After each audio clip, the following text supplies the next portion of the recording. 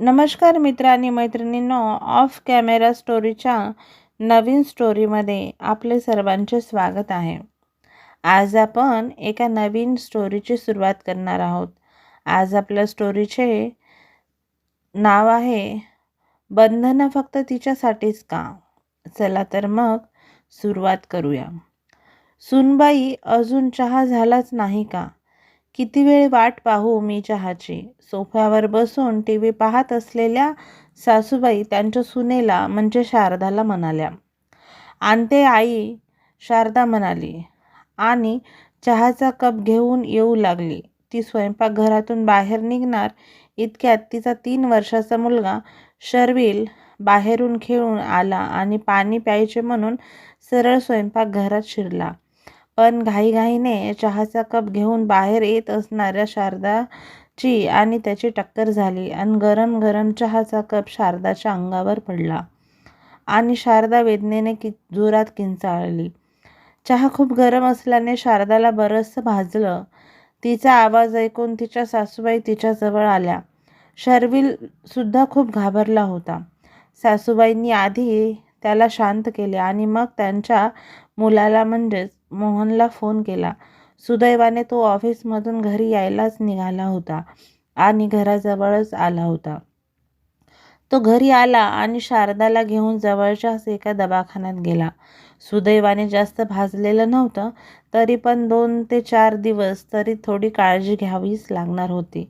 शारदा आणि मोहन दोघेही घरी आले आणि त्या दिवशी शारदा औषध घेऊन लवकर झोपली. दुसऱ्या दिवशी मात्र त्यांनी सकाळीच उठून शारदाला आवाज दिला. रोजची उठण्याची वेळ झाली तरीही शारदा उठलेली नव्हती.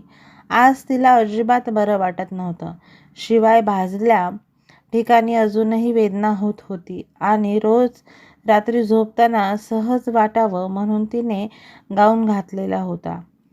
लग्न होऊन सासरी येताना तिने 2 गाऊन सोबत आणलेले होते. हा त्यातीलच एक गाऊन होता. आजपर्यंत ती घरात सगळ्यांसमोर कधीच घातला नव्हता. फक्त कधीतरी रूममध्ये घातल्यावर घालायची. पण आज परिस्थिती जरा वेगळी होती. तिला भाजले होते आणि तिथे अजूनही वेदना होत होती. त्यामुळे आज साडी नेसून वावरणे तिला जमणार नव्हते. म्हणून मग सासूबाईचा आवाज ऐकून ती कशीबशी उठून बाहेर आली आणि तिला गाऊनमध्ये बाहेर आलेलं पाहून सासूबाईंच्या रागाचा पारा एकदमच चढला. त्या शारदाला म्हणाल्या, हे काय घातलं आहेस तू? तुला माहीत आहे ना, असे कपडे घातलेले मला चालत नाही. तुझे सासरे पाहतील तर काय म्हणतील? पण आई, शारदा म्हणाली, पण आई, मला भाजलंय आणि त्रास होत आहे.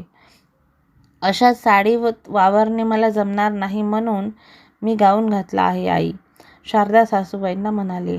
त्यावर सासूबाई म्हणाल्या, थोडासा चहा काय पडला तर अशी वागत आहेस जणू काही खूपच लागलंय तुला. मला माहीत आहे हे सगळं तुझे बहाणे आहेत काम करायला लावू नये म्हणून, सासूबाई म्हणाल्या. पण आई, मी असे का करेन? मी आजवर कधी घरातील कामाचा कंटाळा केला का? मला खरंच बरं वाटत नाही, शारदा म्हणाली. शारदा समजावण्याच्या सुरात म्हणाली. सासूबाई म्हणाल्या, मला काही शिकवू नकोस. आणखी काय काय दिवस दाखवणार आहेस देव जाणे. आज घरात गाऊन घालते, उद्या ड्रेस घालायला लागणार आणि नंतर जीन्स आणि काय काय. आधी जा आणि साडी नेसून ये, मगच घरातील कामे कर, सासूबाई म्हणाल्या. सासूबाईचे बोलणे ऐकून शारदाला खूप वाईट वाटले. आजवर कधी शारदा आपल्या सासूबाईच्या विरोधात गेली नव्हती. सासूबाईंना आवडत नाही म्हणून तिने लग्नानंतर घरी पंजाबी ड्रेससुद्धा घातला नव्हता. सासूबाईचं मन तिने पदोपदी राखलं होतं. पण जेव्हा सासूबाईंनी तिला समजून घेण्याची गरज होती तेव्हा सासूबाईंनी तिला असे बोलून दुखावले होते. आजवर ती कधी सासूबाईंना उलट बोलली नाही, पण आज तिने सासूबाईंना उलट प्रश्न केलाच. ती सासूबाईंना म्हणाली, आई, जर तुम्हाला साडीशिवाय इतर काही आवडत नाही तर कांचनताईंना का तू नेहमी फॅशनेबल कपडे घेऊन देता तुम्ही, तेही स्वतःहून? तिचा प्रश्न ऐकून सासूबाईचा राग आला आणि कारण आज पहिल्यांदाच तिने त्यांना ओकात प्रश्न केला होता. सासूबाई जरा रागातच म्हणाल्या, तू तिची आणि तुझी स्वतःची तुलना कशी करू शकतेस? ती मुलगी आहे या घरची, हे घर तिचेच आहे. ती तिला आवडेल ते परिधान करू शकते, पण तू सून आहेस या घरची. तुला मर्यादा आहेत आणि तुझं मर्यादेत राहणं मर्यादा सोडून वागणं आणि बोलणं दोन्हीही शोभत नाही तुला, सासूबाई म्हणाल्या. त्यावर शारदा म्हणाली, पण कांचनताईचं सुद्धा लग्न झालंय आई, आणि तुम्ही त्यांना आवर्जून साडीऐवजी ड्रेस घेऊन देता दरवेळी. मग त्या सुद्धा त्या घरच्या सून आहेत. मग त्यांना का नाही सांगत तुम्ही मर्यादा पाळायला? सुनेला वेगळा न्याय आणि मुलीला वेगळा न्याय असे का? शारदा म्हणाली. त्यावर सासूबाई म्हणाल्या, सुनबाई, तू जरा जास्तच बोलत आहेस, असे तुला वाटत नाही का? सासूबाई तावातावाने बोलल्या, मी आजवर कधीही तुम्हाला आवडणार नाही असे वागले नाही. घराच्या बाबतीत असलेली माझी सगळी कर्तव्ये मी अगदी आनंदाने पूर्ण केली आहे. कधीही कसलीही तक्रार केली नाही. मला यांनी अनेकदा म्हटले की घरी ड्रेस वापरत जा, बाहेर फिरायला जाताना तुला आवडेल ते घालत जा, पण तुम्हाला आवडणार नाही म्हणून मी कधीच साडीशिवाय इतर कपडे वापरले नाही. पण आज जेव्हा मला बरं नाही आहे, तेव्हा माझी मनस्थिती समजून घेण्याऐवजी तुम्ही मला कपड्यांवरती ऐकवत आहात. खरे म्हणतात लोक, सुनेने कितीही केलं तरी ती कधीच मुलीची जागा घेऊ शकत नाही. माझ्या जागी तुमची मुलगी असती तरी सुद्धा तुम्ही अशाच बोलल्या असता का? शारदा आज मनापासून बोलत होती. शारदाचे बोलणे ऐकून एरवी कधीही तोंडाचा पट्टा शांत न होणाऱ्या तिच्या सासूबाई सुद्धा क्षणभर गप्प बसल्या आणि विचार करू लागल्या. इतक्यात मघापासून ह्या दोघींचा संवाद ऐकणारा मोहन समोर आला आणि म्हणाला, शारदा बरोबर बोलत आहे आई. अनेकदा तिला म्हणालो मी की तुझ्या आवडीचे कपडे घालत जा, आई काय म्हणेल याची काळजी नको करू, पण शारदाने नेहमीच तुझ्या आवडी निवडीचा मान ठेवला. तिने या घराला पूर्णपणे आपलेसे केले, पण तू मात्र तिला दुसऱ्याच्या घरातून आलेली लेक याच दृष्टिकोनाने पाहतेस. लग्न झाल्यावर मुलींनी का पूर्णपणे स्वतःला बदलायचे? जसे लग्नानंतर मुलांना आपले राहणीमान बदलावे लागत नाही, तसेच मुलीच्या बाबतीत का नाही आहे? निदान त्यांना आपल्या मनाप्रमाणे राहण्याची मुभा असायला नको का?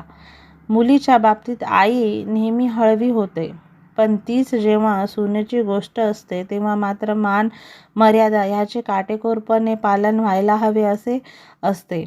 मुलांच्या बाबतीत आधुनिक बदल स्वीकार करणारी आई सून घरात येताच एकदम पारंपरिक सासू बनते असे का?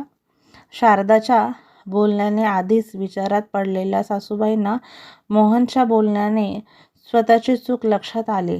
त्यांच्या मुलीच्या लग्नानंतर त्यांनी स्वतः तिला सांगितले होते की लग्नाआधी जशी राहायची तशीच राहत जा. उलट त्या स्वतःच आवर्जून तिला साडीऐवजी ड्रेस घेऊन द्यायच्या. पण शारदा सून बनून येताच तिच्या बाबतीत त्यांनी कडक निर्बंध घातले होते. शारदाने सुद्धा कधी विरोध केला नाही. तिच्या जागी एखादी दुसरी असती तर तिने कधीच ऐकून घेतले नसते. पण शारदा मुळातच स्वभावाने खूप शांत होती, कधीच त्यांच्या विरोधात वागली नव्हती आणि नकळत का होईना तिच्या या चांगल्या स्वभावाचा त्यांनी फायदा घेतला होता. पण आज जेव्हा त्यांना स्वतःची चूक कळली तेव्हा मात्र त्यांनी स्वतःची चूक कबूल करायला वेळ लावला नाही.